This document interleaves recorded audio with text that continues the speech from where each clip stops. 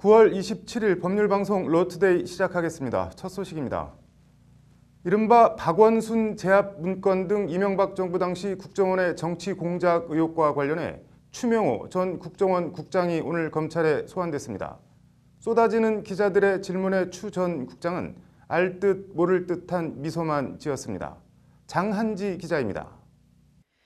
피의자 신분으로 검찰에 나온 추명호 전 국정원 국장은 국정원 문건 VIP 보고가 실제 이뤄졌느냐는 등 기자들의 질문에 아무런 답변도 하지 않았습니다. 다만 국정원 연예인 블랙리스트가 국익을 위한 활동이었느냐는 질문에는 묘한 미소를 지으며 고개를 몇 번 끄덕였습니다. 블랙리스트가 국익을 위한 것인지는 별개로 하고 작성과 존재 자체는 인정한 겁니다. 추 전 국장은 국정원 국익전략실에서 근무하던 시기에 박원순 제안문건 작성과 실행, 문화예술인 블랙리스트 작성과 관리에 관여한 혐의를 받고 있습니다. 국익전략실은 노무현 정부 시절 국정원 개혁의 일환으로 기존 대공정책실을 개편한 조직입니다. 개편 취지는 동북아 정세 분석과 정책 수립 등에 전념하도록 하려는 것이었습니다.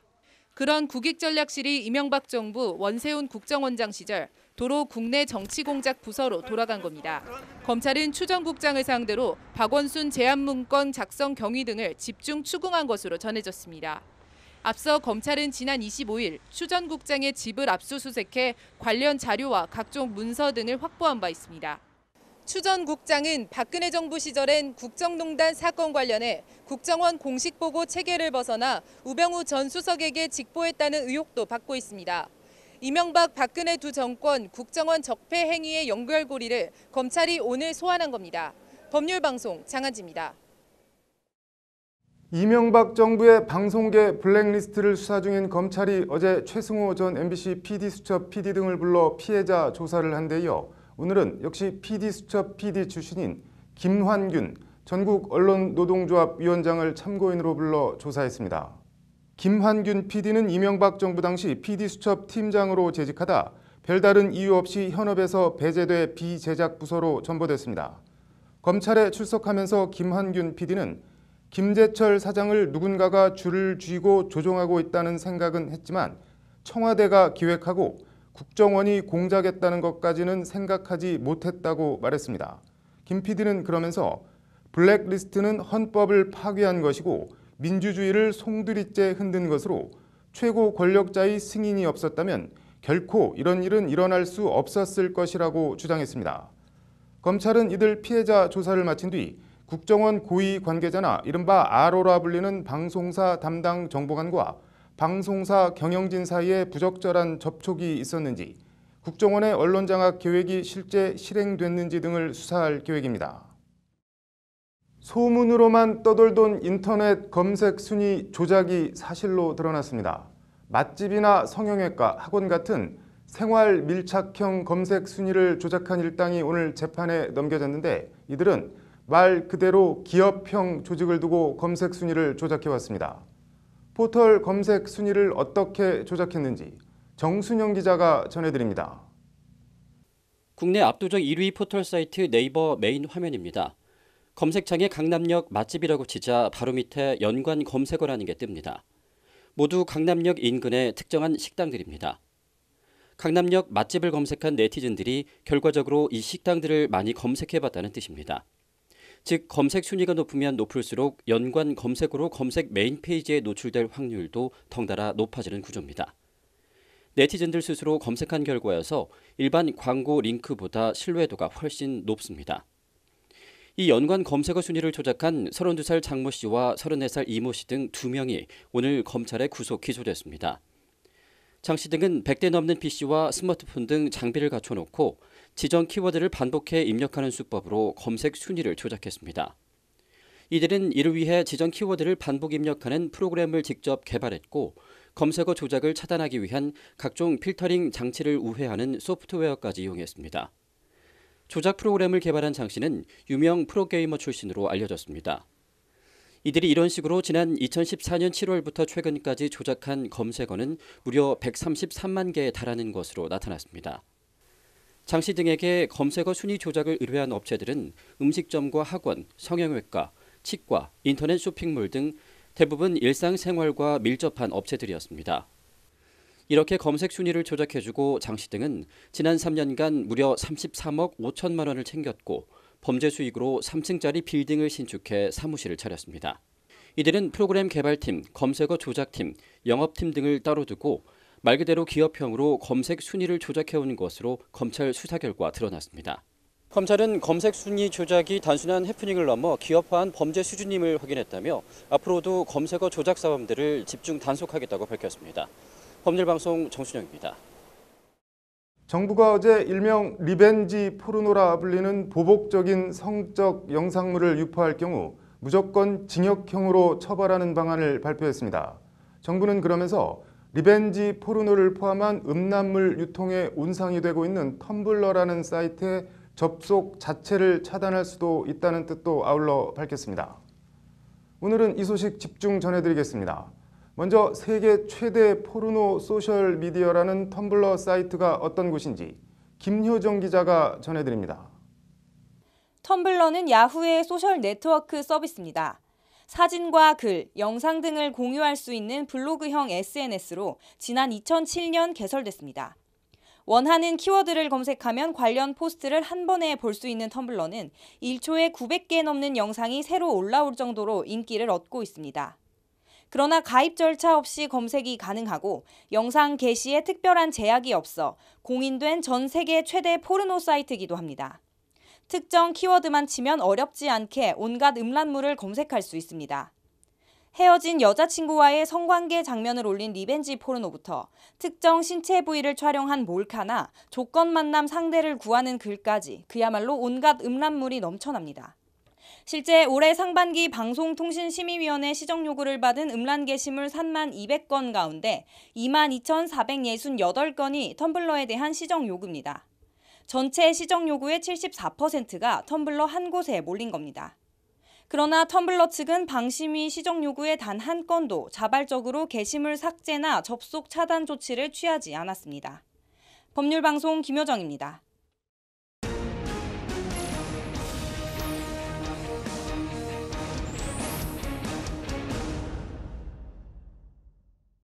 네, 로인사이드 앞서 전해드린 텀블러 얘기 더 해보겠습니다. 김효정 기자 나와 있습니다. 김 기자, 방심위 음란물 시정 요구 텀블러 이건 뭐 무슨 배짱으로 뭘 믿고 이렇게 삭제도 차단도 안 하는 건가요? 네, 앞서 전해드렸는데요. 텀블러는 야후가 야심차게 개발한 소셜미디어입니다. 네. 한마디로 우리는 미국 회사고 한국에 아무런 연고도 없는데 방심이든 뭐든 뭐 우리 보고 왜 차단하라고 네. 하느냐, 우리는 이유가 없다 이런 겁니다. 네, 뭐 마음대로 해보라는 건데 다른 인터넷 업체들은 어떤가요? 네, 네이버나 카카오 같은 국내 인터넷 업체들은 당연히 방심위의 시정 요구를 거의 100% 수용하고 네. 있고요.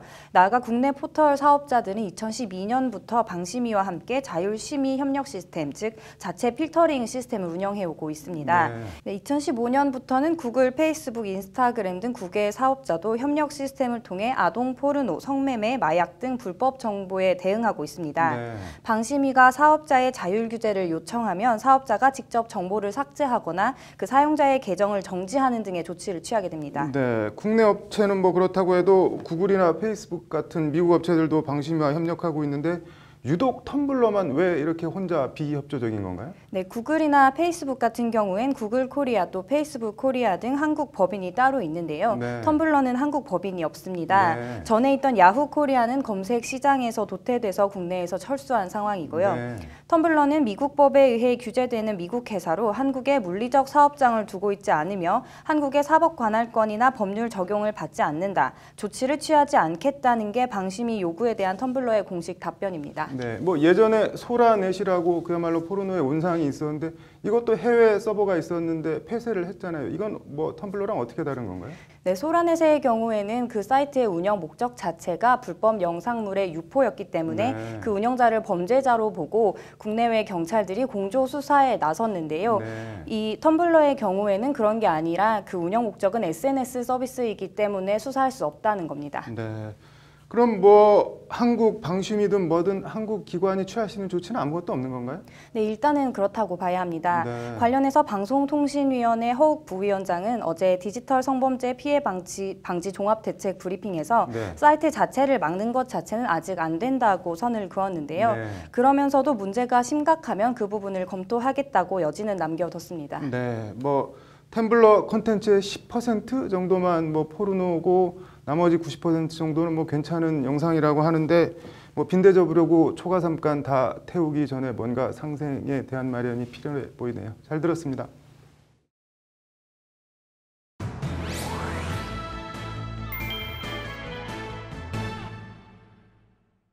네, 요즘 데이트 폭행이 큰 논란이 되고 있는데요. 맡고 있던 여성이 만약 대항을 해서 뭐 깨물거나 핥히거나 하면 어떻게 될까요? 김수현 변호사의 법과 생활, 오늘은 쌍방 폭행 얘기 해보겠습니다. 김 변호사님, 그 법에서 말하는 폭행은 뭐 어떻게 정의가 될 수 있나요? 형법상 폭행죄에서 말하는 폭행은 사람의 신체에 대한 유형력을 행사하는 것을 말합니다. 네. 여기서 유형력의 행사라는 것이 사실 굉장히 다양한 형태로 네. 나타날 수가 있는데요. 네. 이제 대표적으로 구타를 하는 것이 해당이 될 수가 있고 또 네. 그 외에 뭐 침을 뱉는다든지 아니면 뭐 계속적으로 강한 소음을 가한다든지 네. 그럼 뭐 오물을 던진다는 것 등이 해당이 될 수가 있습니다. 다만 이게 사람의 신체에 대한 것이어야 하므로 예를 들어 어떤 잠겨있는 방문을 발로 찬 것은 사람의 신체에 대한 것이 아니므로 뭐 형법상 폭행죄에서의 폭행에는 해당하지 않게 됩니다. 침만 뱉어도 그럼 폭행이란 말씀인가요? 네, 뭐 형법상 폭행죄 범죄에는 해당이 되게 됩니다. 네. 그러면은 뭐 시비가 붙었을 때 안 맞으려고 뭐 저항을 하거나 하는 과정에서 이렇게 뭐 상대의 몸에 물리력을 행사하게 되면 그것도 폭행인가요, 그러면? 네, 원칙적으로 이 싸움이라는 것은 방어뿐만 아니라 공격 행위가 같이 수반이 되기 때문에 그런 시비가 붙었을 때는 쌍방 폭행으로 입건되는 것이 일반적입니다. 하지만 이제 자신의 행위가 정말 순수하게 단순히 방어 행위에 그친 경우에는 폭행죄로 처벌이 되지 않게 됩니다. 그러면은 공격을 해서 뭐 맞고 화나서 때리고 그러면 어떻게 되나요? 같이 치고 갖고 그러면? 그것이 이제 순수한 방어행위, 이게 굉장히 기준이 좀 애매하긴 한데요. 네. 순수한 방어행위 이상의 공격행위로 나아갔을 때는 쌍방 폭행에 해당이 돼서 뭐 현재로서는 어떤 이 당사자들 사이에서 시비가 붙어서 뭐 이런 신체적인 접촉이 있었다면 쌍방 폭행으로 우선 입건이 됩니다. 네. 그래서 이제 쌍방 폭행으로 입건된 후에 뭐 경찰 수사기관에서 조사를 하는 과정에서 그것이 순수하게 방어행위에 그쳤느냐 여부를 조사하는 네. 것이지 입건은 우선 쌍방 폭행으로 입건이 되게 됩니다. 일단 이렇게 뭐 쌍방 폭행으로 입건을 하도록 한 거 뭐 이렇게 정한 이유나 뭐 취지 같은 게 있을까요? 왜 이렇게 해놓은 걸까요? 네, 뭐 사실 법이 이렇게 정한 취지나 이유가 있긴 할 텐데요. 이제 형법상 폭행죄에서 폭행으로 인정될 수 있는 행위의 범위가 굉장히 다양한 반면에 정당방위로 요즘 인정되고 있는 요건은 굉장히 엄격해서 사실 이를 비판하는 목소리도 있습니다. 네. 오늘은 여기까지 듣고 내일 그러면 시비 붙었을 때 쌍방 폭행이 안 되려면은 어떻게 해야 되는지 그리고 일단 경찰서 넘어가면 어떻게 해야 되는지 얘기 좀 더 들어보겠습니다. 잘 들었습니다. 네, 오늘의 판결. 법에도 눈물이 있다고 하는데 오늘은 많이 안타까운 사연 판결입니다. 제주에 사는 43살 싱글맘 사연인데요. 이 여성은 지난해 초 남편과 이혼하고 12살, 9살, 5살 자녀 3명을 혼자 떠맡아 키우게 됐습니다. 헤어진 남편이 떠맡긴 건 새 아이들만이 아니었습니다. 빚까지 떠넘겼다고 합니다. 넉넉하지 않은 싱글맘 혼자서 빚까지 진 채 새 아이를 키우기가 어땠을지는 보지 않아도 눈에 선합니다. 하루하루가 정말 힘들고 또 힘들었을 것입니다. 아무리 이를 악물어도 나아질 기미는 없고 고달프기만 한 삶. 결국 이 싱글맘은 극단적인 선택을 합니다. 지난 6월 제주 시내의 한 무인텔에 아이들을 데리고 들어가 비타민이라고 속여서 다량의 수면제를 먹이고 본인도 유서를 남기고 목숨을 끊으려 한 것입니다. 그러나 무인텔에서 퇴실하지 않은 것을 이상하게 여긴 관리자가 방에 들어가 엄마와 아이들이 쓰러져 있는 것을 발견, 천만다행 죽지 않고 살아납니다. 안타까운 사연은 사연이고 범죄는 범죄, 이름도 끔찍한 미성년자 살인 미수 혐의입니다. 제주지방법원은 오늘 이 엄마에 대해 징역 3년에 집행유예 5년을 선고하고 풀어졌습니다. 범행에 이르게 된 경위와 실형을 선고할 경우 세상에 혼자 남게 될 아이들을 고려한 판결입니다. 풀려나도 좋아할 수만은 없는 처지, 생떼 같은 아이들과 함께 목숨을 끊으려 한 엄마의 심정이 어땠을까요? 이들 모자를 위해 사회가, 국가가 해줄 수 있는 것은 아무것도 없는 건지, 대한민국 복지제도의 수준과 사각에 대해 생각을 해봤습니다. 오늘의 판결이었습니다. 이어서 법조계 소식 전해드리겠습니다. 대검 공안부는 오늘 문인 간첩단 사건, 구로농지 강탈 사건 등 과거 인권침해적 수사가 있었던 시국 사건 7건의 피고인 12명에 대해 직권으로 재심을 청구해 향후 공판에서 무죄를 구형하겠다고 밝혔습니다. 검찰이 직접 시국 사건 재심을 청구하는 것은 지난 17일에 이어 두 번째로 문무일 검찰총장 취임 후 시작된 과거사 반성 차원의 조치입니다. 법제처는 오늘 생활에서 느끼는 법령 관련 차별 사례를 신고할 수 있는 차별법령 신고센터를 개설했습니다. 성별이나 출신, 학력이나 사회적 지위 등에 따른 불평등을 야기하는 법령이 신고 대상이며 인터넷 국민참여입법 홈페이지와 모바일 국가법령정보센터 앱을 통해 접속할 수 있습니다. 대한법률구조공단은 오늘 추석을 맞아 경북 김천 지역 아동보호시설 배단위 성화원과 김천 소년교도소를 찾아 위문금과 위문품을 전달했다고 밝혔습니다. 법률구조공단은 매년 명절마다 위문 활동을 하고 있습니다. 대한변호사협회는 법무부와 공동으로 제6기 통일과 법률 아카데미를 운영합니다. 남북 통일에 대비한 업무를 담당할 전문 법조인 양성 프로그램으로 10월 24일부터 12월까지 매주 화요일 변협회관 대강당에서 진행됩니다.